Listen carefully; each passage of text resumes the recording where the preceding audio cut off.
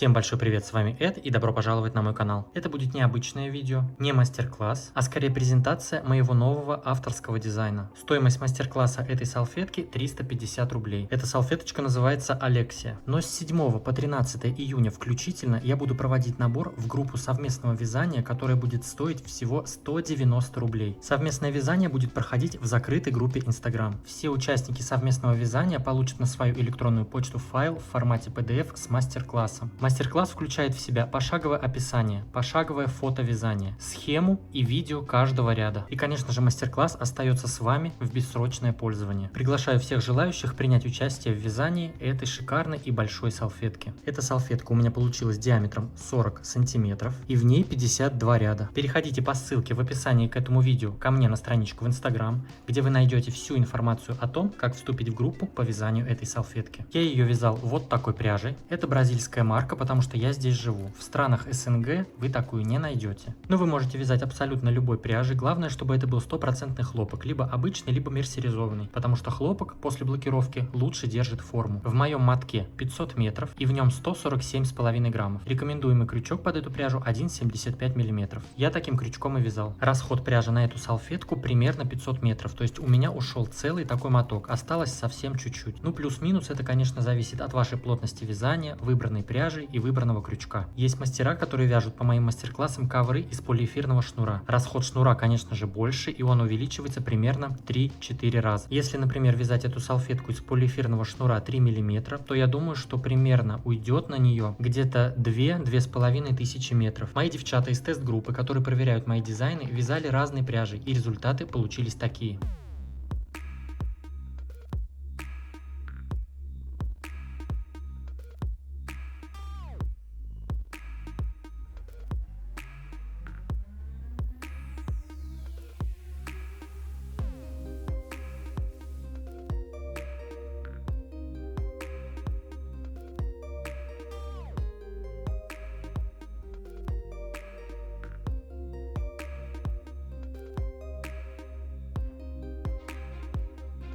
И также сейчас я вам расскажу в двух словах, как я блокировал эту салфетку. Итак, вот мы провязали нашу салфетку до конца. Теперь нам ее осталось только заблокировать. Вы можете обратить внимание то, что она у меня немножко фалдит. У вас, скорее всего, она тоже будет фалдить. Но это ничего страшного. Все опытные мастера знают то, что это даже не фалдит. Потому что есть такие салфетки, которые фалдят так, что их можно сложить пополам. Наша же салфетка начала фалдить только вот после вот третьего яруса вот этих лепестков вот здесь. И то это совсем чуть-чуть.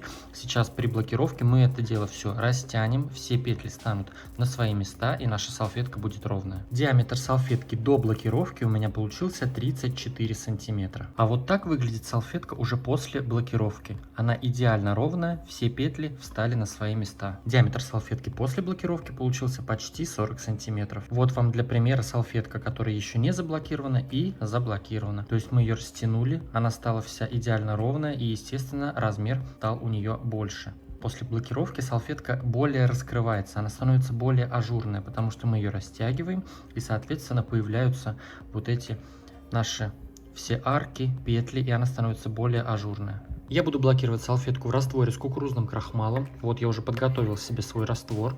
Вот такой он у меня консистенции и цвет вот такой у него мутный. Я его приготовил следующим образом. Я взял 150 мл воды и поставил греться на плиту. И взял еще 150 мл воды и размешал в этой воде 1 столовую ложку кукурузного крахмала. И когда другая вода у меня закипела, я уже эту воду с кукурузным крахмалом тонкой струйкой влил в кипящую воду, размешал. Минутки 2 она у меня еще побыла на огне, снова закипела, стала вот таким полупрозрачным мутным цветом. Я выключил и оставил остывать. Когда она у меня остывала, я периодически подходил ее и помешивал, потому что когда раствор остывает, он покрывается такой пленкой. Чтобы этого не происходило, я периодически подходил и помешивал. То есть в итоге у меня здесь получилось 300 мл. Этого хватает для блокировки салфетки среднего размера, примерно 40-50 сантиметров. Этого количества хватает. Я складываю салфетку и ее в этот раствор помещаю. И потом, сейчас, когда она у меня вся будет мокрая, я ее еще оставлю минут на 5, чтобы она у меня все хорошо впитала. Все, мы ее прям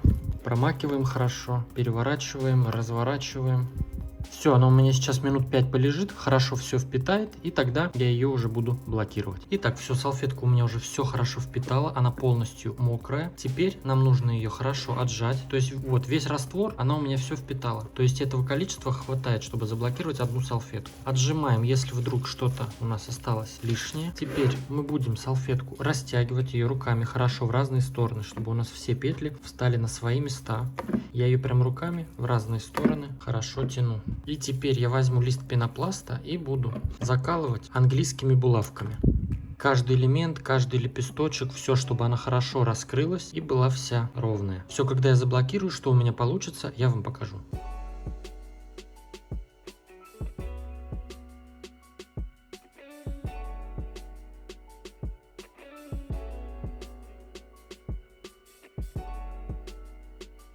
Ну что, дорогие друзья, я всех благодарю за просмотр. Я надеюсь, вам понравилась эта модель, и я буду очень рад вас видеть в списке участников совместного вязания. Поставьте этому видео лайк, если нашли что-то для себя полезное или интересное, или как минимум это видео сделало вам настроение. Мне будет очень приятно. Подписывайтесь на мой канал, если вы еще не подписаны, а также присоединяйтесь ко мне в Инстаграм, там тоже и красиво, и интересно. А с вами был я, Эд. До скорого.